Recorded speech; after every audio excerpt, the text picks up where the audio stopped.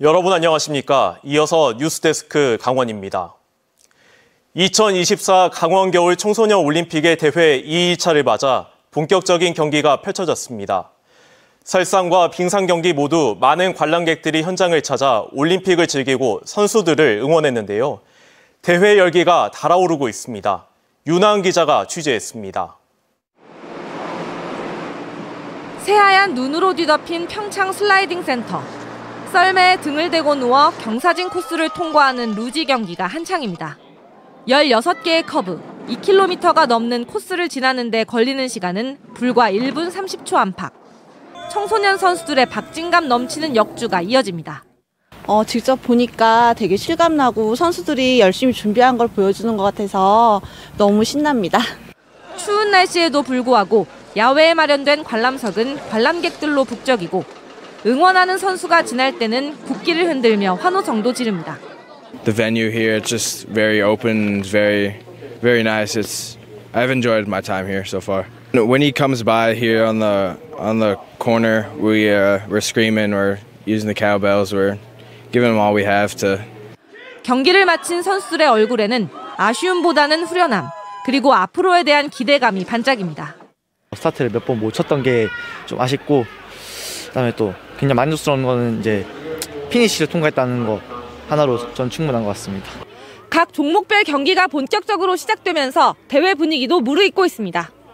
아이스하키와 컬링, 쇼트트랙 등 빙상 경기가 열린 강릉에서도 경기장마다 관람객들이 몰렸습니다.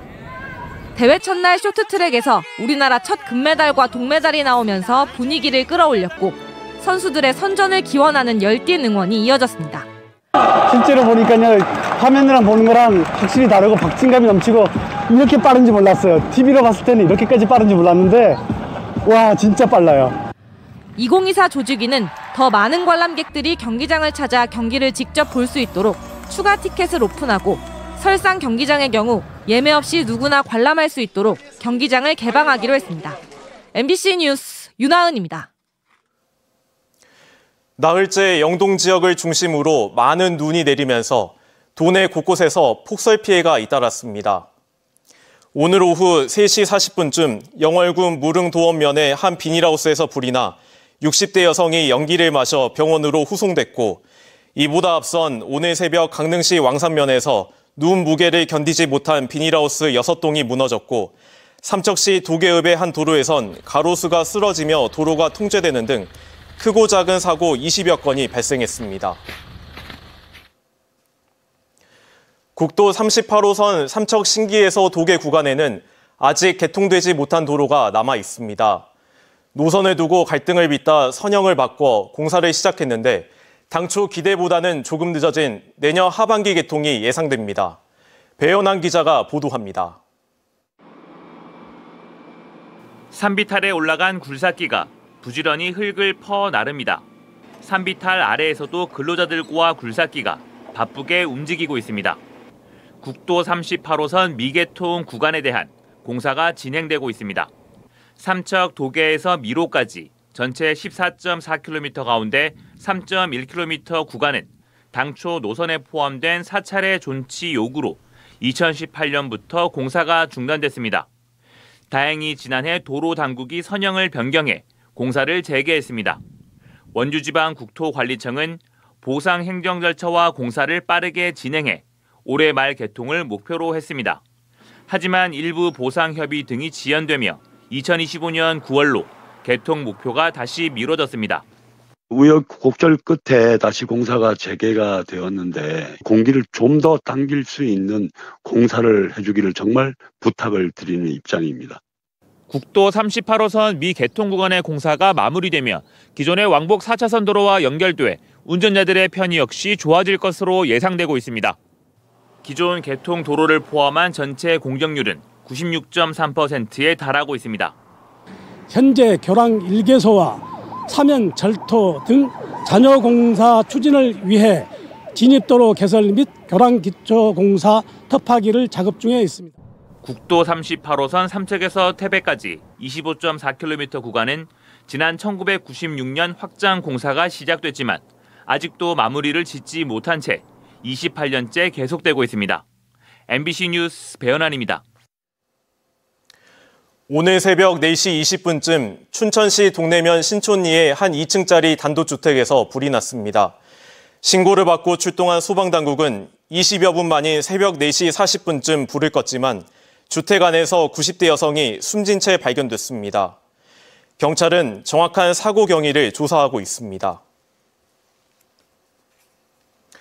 강원도가 도내 9개 축제를 우수축제로 최종 선정했습니다. 화천 산천어 축제와 영월 단종문화제 등 상위 5개 축제에는 도비 3천만 원을 지원하고 이 가운데 1위부터 3위로 선정된 태백산 눈축제와 철원 한탄강 얼음 트레킹, 인제 빙어축제는 올해 문화체육관광부의 예비축제로 추천하기로 했습니다. 또 양양 송이 언어축제와 속초 실향민 문화제, 원주 댄싱 카니발, 횡성 한우축제에는 도비 2천만 원과 함께 축제 컨설팅과 홍보 마케팅을 지원하기로 했습니다. 설 명절과 정월 대보름을 앞두고 강원도가 오늘 24일부터 다음 달 5일까지 성수품 원산지 단속을 실시합니다. 식자재 마트와 중소형 매장 등에서 판매하는 쌀과 잡곡, 과일과 나물 등 명절 때 소비가 많은 농수축산물을 중점 점검합니다.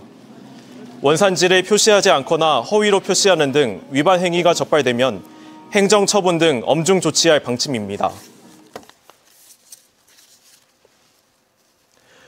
원주시가 2차 공공기관 이전에 대비해 주요 공약 대상 기관을 줄이고 유치 홍보에 들어갔습니다.